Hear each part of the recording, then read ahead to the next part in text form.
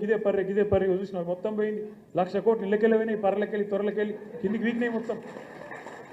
మొత్తం జనాన్ని ఆగం చేసి కాళేశ్వరం అంటేనే అవినీతి, ఇది అది డామ్ డూమ్ అని చెప్పి మొత్తానికి ఓట్లు దొబ్బినావు జనాలను.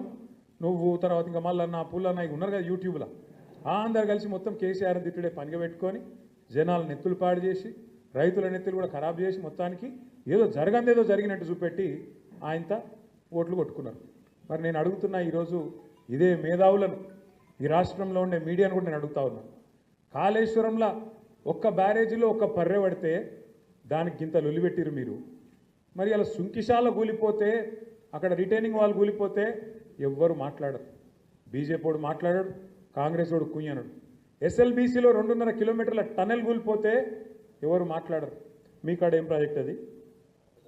పెద్దవాగు ఖమ్మం దగ్గర కొట్టుకపోతే, ఆ బ్రిడ్జ్ కొట్టుకపోతే ఎవడు ఎన్డీఎస్ఏ మాట్లాడాడు, ఎవడు ఎన్డీఏ మాట్లాడాడు. చూడండి, ఇలా రేవంత్ రెడ్డికి రక్షణ కవచంలాగా ఉన్నది ఎవరో కాదు, బీజేపీ. నేనేదో ఉత్తగా చెప్తలేను ఈ మాట. లేకపోతే మేడిగడ్డల పర్రె పట్టింది అని రేవంత్ రెడ్డి అనగానే తెల్లారే వరకు వాడొచ్చి వాలిపోలే గద్ద లెక్క. బీజేపీ వాడు ఎన్డీఎస్ఏ అని వస్తుంది, నేషనల్ డ్యామ్ సేఫ్టీ అథారిటీ. వస్తాడు, వచ్చేది ఇట్లా చూసినట్టు చూసి తెల్లారే వరకే బీజేపీ ఆఫీస్లో ఒక రిపోర్ట్ తయారు చేసి ఇక్కడ ప్రజల మీద వేసి ఎలక్షన్లలో గోల్మాల్ చేసి.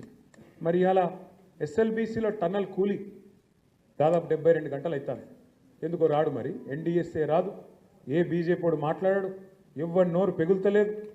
కిషన్ రెడ్డి మాట్లాడాడు, బండి సంజయ్ అన్నాడు, ఎందుకు ఏమొచ్చింది ఇబ్బంది మీకు? ఎందుకు మాట్లాడతలేరు?